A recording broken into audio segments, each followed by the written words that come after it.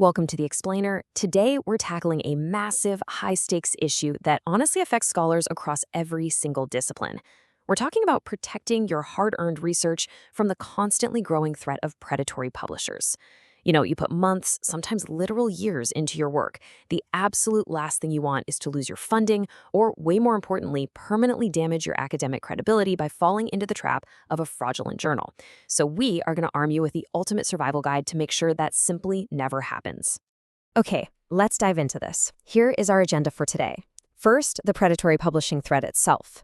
Second, red flags in the pitch. Third, red flags in the metrics. Fourth, operational red flags. And finally, how to verify a journal.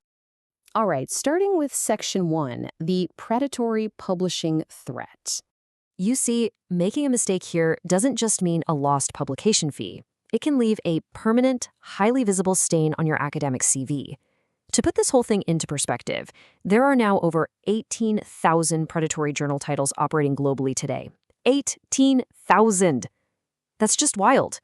These are fraudulent publications that ruthlessly exploit the open access author pays model. They prioritize profit over peer review, basically accepting virtually anything just to collect those article processing charges. And honestly, the threat is evolving incredibly fast. We aren't just dealing with obvious, badly spelled scams anymore.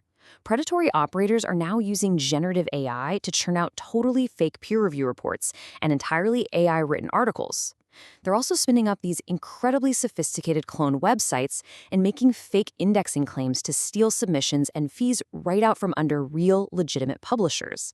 It's a complete minefield out there. Which brings us to Section 2, red flags in the pitch. So the very first major red flag is that classic, overly flattering, totally unsolicited email. If you ever receive a message starting with something like, "Dear respected author," begging for your submission, especially if it's way outside your core field, you need to be incredibly wary. Legitimate publishing just doesn't work this way. Usually, you find a genuine journal through your own database searches, reading their papers, or through a trusted colleague's recommendation. Now, what's really interesting about this is the timeline. Predatory journals often promise acceptance in 1 to 3 days. I mean, we all know that is a physical impossibility for genuine peer review, right? Legitimate academic publishing takes time, usually 4 to 12 weeks or even more, because it relies on busy, actual human experts providing substantive, rigorous feedback. Similarly, if a journal ever promises you guaranteed publication right out of the gate, literally run the other way. That is a massive, glaring red flag. In legitimate academic publishing, acceptance always, and I mean without exception, hinges on the actual outcome of the peer review process. Absolutely nothing is guaranteed until the reviewers have had their say. Another snaky pitch tactic is the journal's scope. Predatory journals often claim to cover absurdly broad areas, literally claiming to publish in all fields of science and humanities. They do this just to cast the absolute widest net possible for their fees. A reputable journal, on the other hand, is always going to have a highly focused, well-defined scope that perfectly matches a specific discipline or subdiscipline. Moving on to Section 3, red flags in the metrics. Indexing is hands down your first line of defense. If a journal claims to be highly prestigious, but you cannot find it actively listed in major, rigorously vetted databases like Scopus, Web of Science, PubMed, or the Directory of Open Access Journals, that is a critical warning sign. And remember, do not just blindly trust the logos plastered on their website. You absolutely must verify it yourself on the official database platforms. Then you've got the fabricated metrics. Predatory journals love to slap something like a global impact factor or universal impact factor on their homepage, which, let's be honest, sounds way more like a sci-fi movie than a real academic metric. These are completely fake organizations. The only legitimate impact factor comes from Clarivate's journal citation reports. If they aren't using the official JCR or a verified Scopus metric like CiteScore or SJR, they are definitely trying to deceive you. Next up, Section 4. Red flags in the operations. First impressions really do matter here. If you land on a journal's website and it's just full of grammatical errors, dead links, and super generic stock imagery, be highly suspicious. But more importantly, follow the money.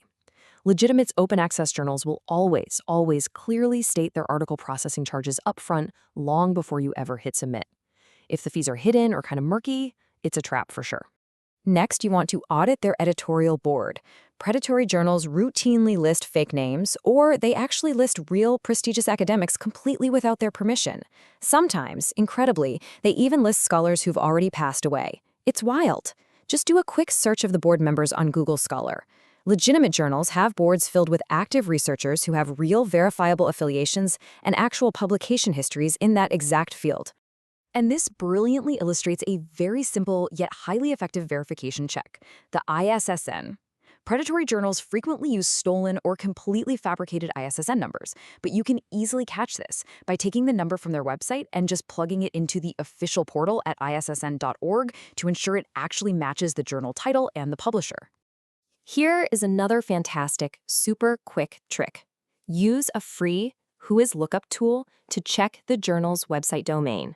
If a journal is out there claiming to have this long, prestigious publishing history going back decades, but you check and their web domain was registered just 6 months ago, well, you have just caught them in a lie.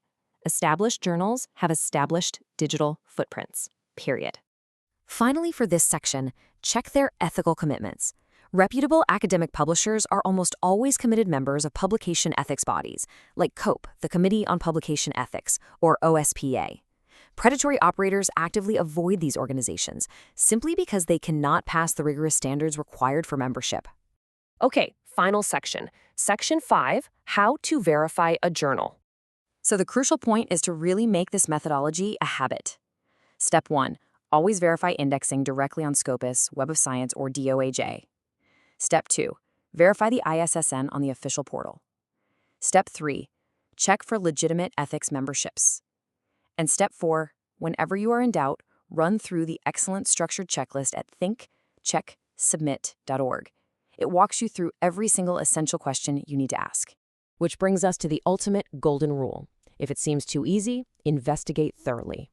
Use these 12 checks to ensure your hard work actually finds a legitimate home. But before we wrap up, I want you to consider this provocative thought.